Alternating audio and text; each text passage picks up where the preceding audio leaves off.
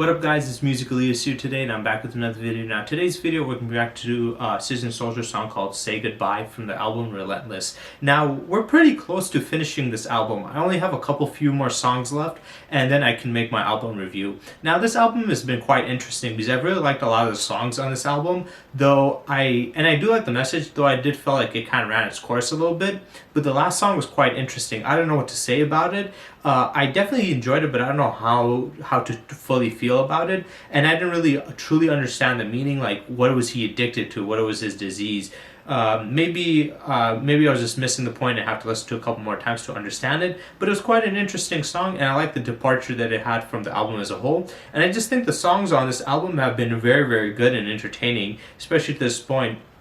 And there's only a few songs left in this album, so it's definitely, built up very well. Hopefully the last few songs also end off very well. But yeah, this album is very entertaining, and this was only their second album that they had, that they dropped out at that time. And it's amazing that they were able to, create such a great album within 2 albums. It's just great. The last album I really enjoyed, but this one, it has so many great different varieties and styles to the different songs, and it has their own unique style of music, how they make music and stuff, but also each one of those songs sound different. They sound different and unique, but also has a hint of their own originality to it. So I think that's pretty cool. So yeah, let's get into it.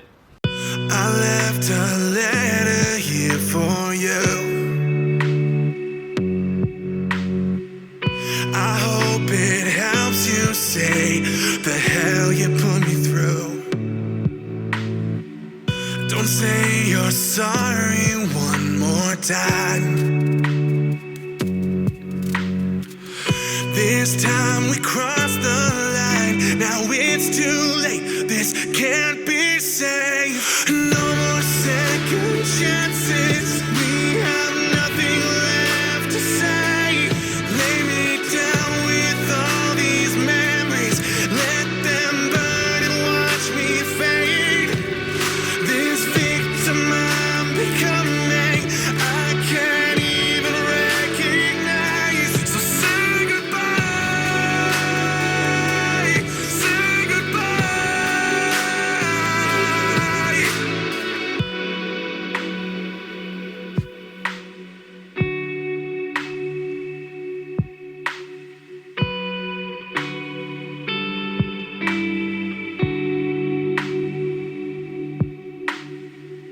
Don't you pretend you ever cared. You cut me down so far, I fell beyond repair. You always put the blame on me. I won't stay one more day. Tonight I'm getting off my knees. No more second chances. We have nothing left to say. Lay me down. Okay, I just want to say right off the bat, this is such a beautiful sounding, song. The chorus, I think that's what it was. It's amazing. The chorus is beautiful. His voice is so smooth. It's so powerful. It transitions very well. It's just a really great vocals. I really love the songs, the singing in this song compared to the rest of the album. Because the rest of the album has some really good songs, but the singing on this is just top notch. It's like another level. Maybe it's because it fits more into the lane of sound of music I like listening to, so that's why I like it more, but it just sounds very beautiful. This is definitely a song I'm gonna come back to many, many times. And the meaning behind this, I really like it too. It's talking about, how obviously he has depression and is dealing with, a lot of problems, and the person that he's with or, associated with, is pretending that they care, but they really don't, and they're very manipulative. They love, pinning the blame on them, putting them down, and that definitely does happen a lot in society. A lot of people in society love to BS and say, I care about this type of people, or care about that type of people, or they pretend that they care. They try to virtue signal and pretend like they're really, good people at heart.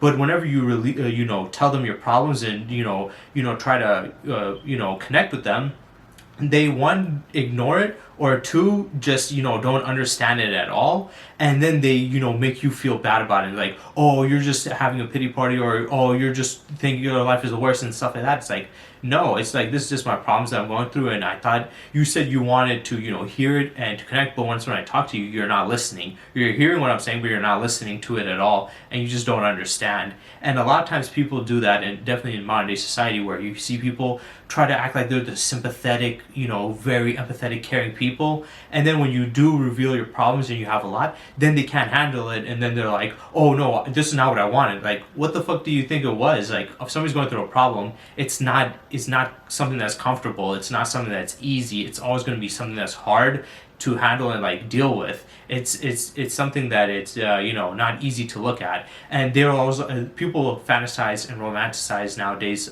you know, depression as, oh, it's like poetic and artistic, and it's like, no, it's just painful, and it's like, you know, it drags you down and drags other people down with you.